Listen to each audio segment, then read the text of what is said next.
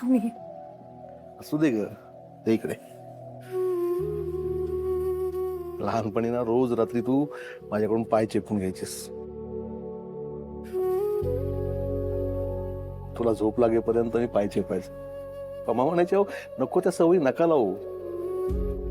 मी म्हणायचो माझ्या लेकीचे एवढे नाजूक पाय आहेत, अगं यांच्या या पावलांनीच आपल्या घरात सुख शांती आली. मग याची काळजी आपण नाही घ्यायची तर कोणी घ्यायची? हा बाय, तू जन्माला आलीस ना, एवढीशी तुझी पावलं होती ग.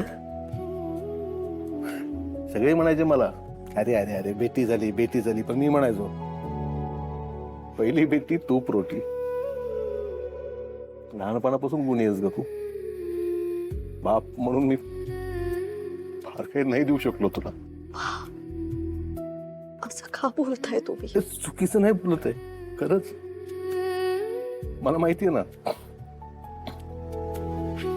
तुला चांगलं मोठं घर, चांगलं शिक्षण, दागदागिने, चांगले कपडे नाही देता आले का मला. तुझ्या पाठीत तिघी झाल्या, तुझ्या वाटेचं पण त्या तिघीमध्ये द्यायला लागलं. आता तुझं लग्न होतंय, माझ्या खिशाला झेपेल तेवढंच देऊ शकतो. बापाला माफ करशील? प्लीज असं नका बोलू. तुम्ही आम्हाला कधीच काहीच कमी पडू दिलं नाहीये.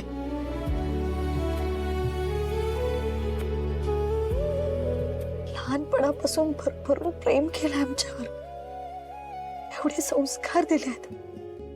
अजून काय हवंय? आणि तुम्हाला माहितीये, तुम्ही आमचे खरे हिरो आहात. नेहमी आमच्या पाठीशी उभे राहता. माझ्या मुली माझा अभिमान आहे असं गर्वाने सांगता तुम्ही. एका मुलीला अजून काय हवंय?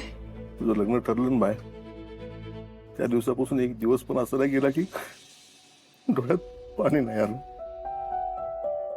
लग्नाच्या दिवशी मंगलाष्टका होतील, सनई चौघडे वाजतील. तुझ्या पाठवणीच्या वेळेस काय होईल बाय माझं?